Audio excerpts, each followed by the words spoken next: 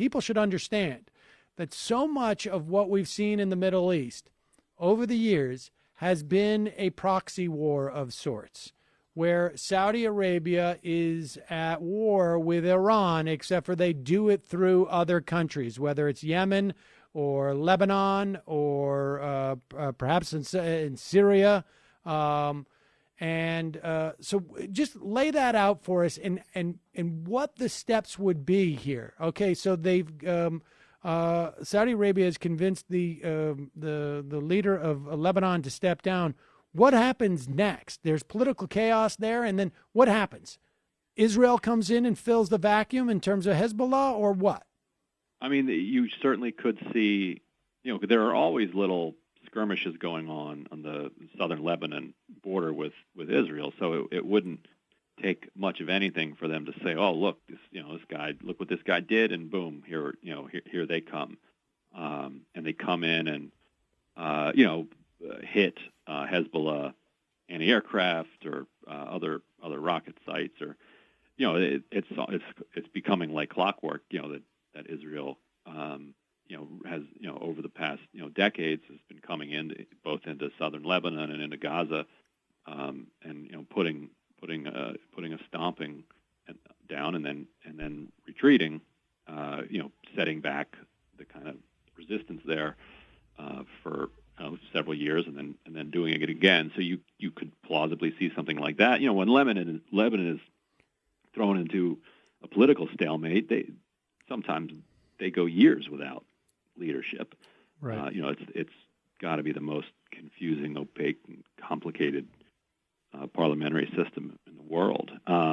So you could certainly see that, and then if Israel does that, what does Iran do? Iran is right there, with its forces in Syria on the Israeli border. What does it do in the Gulf waters? What does it do in Yemen? There was this one launch of one missile towards Riyadh, which a lot of people are quite suspicious of, because it was timed precisely with this purge. But there's no reason that Iran couldn't start shipping more missiles over to Yemen that would then fire their way into Saudi Arabia, and then but exactly what Saudi Arabia could do in response isn't entirely clear, because think about it. I mean, they've got U.S. military help, U.S. military weapons, and they're bogged down in a conflict in Yemen, basically against a tribe backed very lightly by Iran. They don't have an actual army; they just have a huge stockpile of very advanced U.S. weapons.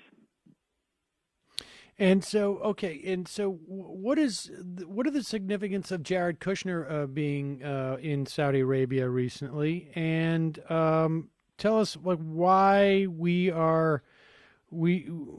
see some sense of a credulity, I guess, from the U.S. foreign policy establishment. Yeah, Kushner's been in that region trying to do real estate deals for several years now. He has a huge black hole on 666 Fifth Avenue, this property that his family owns that has to be refinanced in about a year and is way underwater. And so when you need a bailout of that size, you go to the Gulf, and he's been doing that. But this past weekend, the weekend before, he made an unannounced visit, flew commercial to Riyadh, and according to David Ignatius, stayed up several nights till like 4 a.m. Talking with bin Salman about strategy and plans going forward. Intriguingly, on Saturday morning, very shortly before the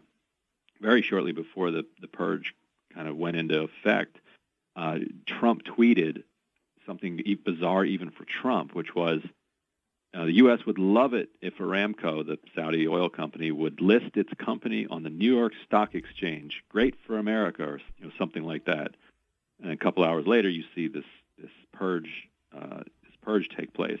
And so it turns out that bin Zayed over in Abu Dhabi hates bin Nayef, thinks he's a monkey.